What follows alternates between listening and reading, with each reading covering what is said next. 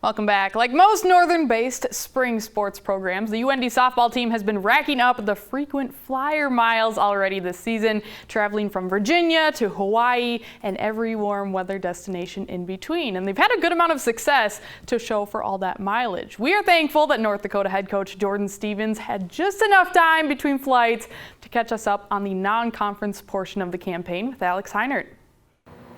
Thanks, Kelly. Well, Jordan Stevens, head coach, UND softball. Thanks for taking the time in the midst of another crazy travel week for you and your team. Happy to be here. How are things going so far for UND softball this year? Things are going okay. Things have been hectic.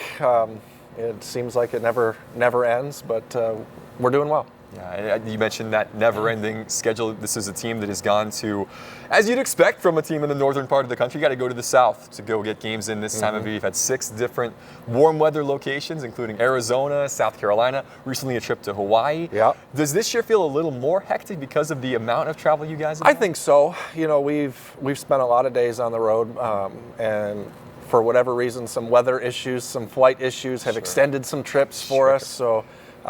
We've spent a lot of time together, especially the last couple of weeks. We spent a lot of time together, and but it's been fun. You know, good for team bonding, but it's been a lot on the road.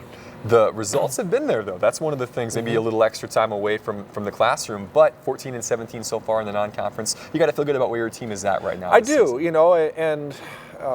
We probably left some games out there but we've been pretty pleased with our performance. There's some outcomes that we would have liked to have had different, but we're in a good spot going into conference play. We've played pretty well against some pretty good teams, and I'm happy with where we're at. It feels like there are more expectations around this program. Coming off your first trip to the Big Sky tournament last year, picked to finish 5th in the conference. How was the team dealt with? Maybe a little more internally and externally that this team is expected to do this year? Yeah, you know, it's for this program that's new to have expectations put on us. You know, when we got here a few years ago, there wasn't a lot there, and now that we've taken that first step of getting into the conference tournament, people now look at that as an expected thing, and that's good. That's good for us. They should, and we want that. So it's put a little bit of added pressure to us, but we don't talk about it. You know, it's just internal, I guess.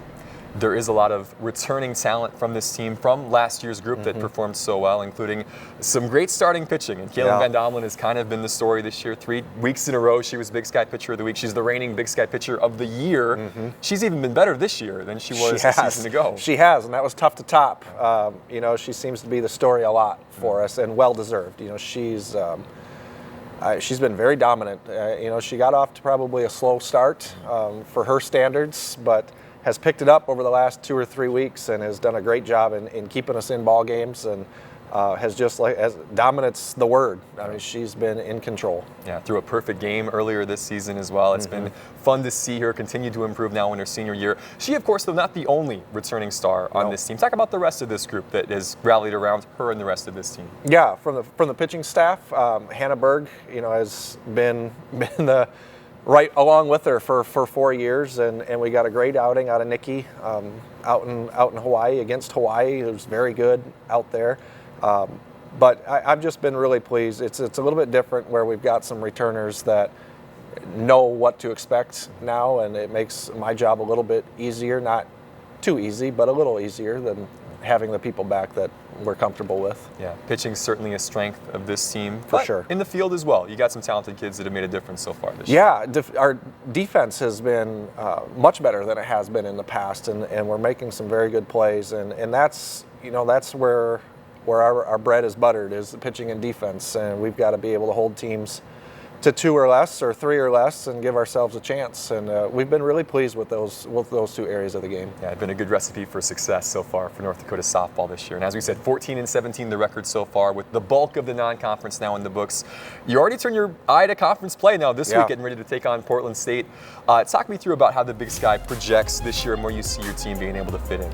Yeah, the Big Sky, as usual, is very good top to bottom, and anybody can beat anybody. And we project to be right there. You know, there's no reason why we shouldn't be back competing for a championship, but we first got to get in there. As we tell the team, that just because we were there doesn't mean we're going to make it back. We've got to earn our right to get in there, and Portland State they've got 2 very good pitchers, and they're kind of the same mold that we are, so it could be could be three good pitching battles out there this weekend.